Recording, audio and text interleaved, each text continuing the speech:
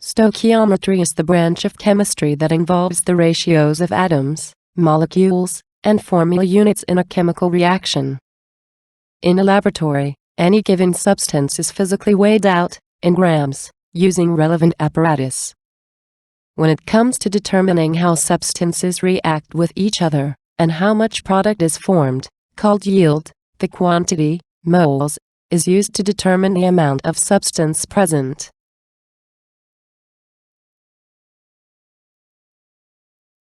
The number of moles of a substance, denoted N, is the ratio of the mass of the substance, in grams, to the molar mass of the substance, in grams per mole. The number of moles of a substance is not physically determined, it is a theoretical quantity that chemists use to determine how substances react with each other, and how much yield is obtained from a chemical reaction. Because substances react with each other in different ratios, the concept of mole ratio is applied when determining how much reagent is consumed, or how much yield is produced. This will become clearer as we work through some examples.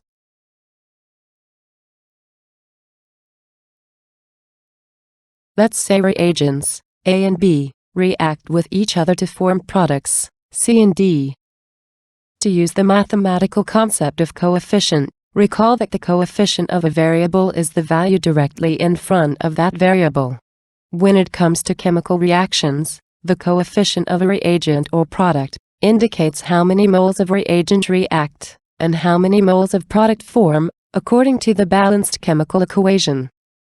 We use the concept of mole ratio to determine how much reagent is consumed in a chemical reaction, or how much product is formed. So, for example, looking at this reaction, 1 mole of A reacts with 1 mole of B. 1 mole of B produces 1 mole of C. And 1 mole of A produces 1 mole of D. All the mole ratios above are 1 to 1. Let's look at a reaction where this isn't the case. So, let's say 2 moles of A react with 1 mole of B, to produce 3 moles of C, and 2 moles of D. According to this reaction, 2 moles of A react with 1 mole of B, so the mole ratio of A to B is 2 to 1. What this means is that, for every 1 mole of B that reacts, 2 moles of A react. 1 mole of B produces 3 moles of C, so the mole ratio of B to C is 1 to 3. This means that for every mole of B that reacts, 3 moles of C are produced. The mole ratio of A to D is 1 to 1. And the mole ratio of A to C is 2 to 3. So, for every 2 moles of A that react, 3 moles of C are produced. This will make more sense once we start doing stoichiometric problems. For now, we will concentrate on calculating the number of moles of a substance. Before we start, note that in every 1 mole of substance, there are 6 times 10 to the 23 atoms, molecules, or formula units. This is called Avogadro's number. Calculate the number of moles of sodium in 34.5 grams of sodium metal. The molar mass of sodium is 23 grams per mole. Therefore, there are 1.5 moles of sodium in 34.5 grams of the metal.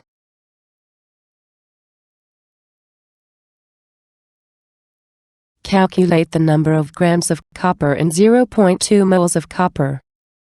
The molar mass of copper is 63.5 grams per mole, therefore 12.7 grams of copper contain 0.2 moles of the substance.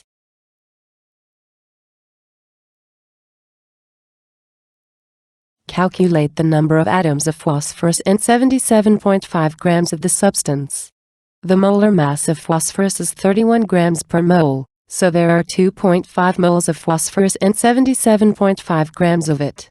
1 mole of a substance contains 6 times 10 to the 23 atoms, molecules, or particles. Therefore, there are 1.5 times 10 to the 24 atoms in 2.5 moles of phosphorus.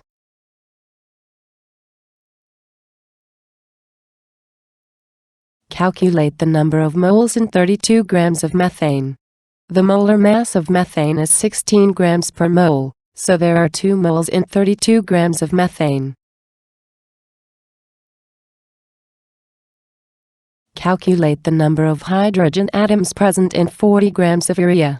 The molar mass of urea is 60 grams per mole, so there are 0.67 moles in 40 grams of urea. 1 molecule of urea contains 4 hydrogen atoms, and 1 mole contains 6 times 10 to the 23 atoms. So 0.67 moles of urea contains 0.67 times 4 times 6 times 10 to the 23 atoms of hydrogen, which equals 1.6 times 10 to the 24 hydrogen atoms.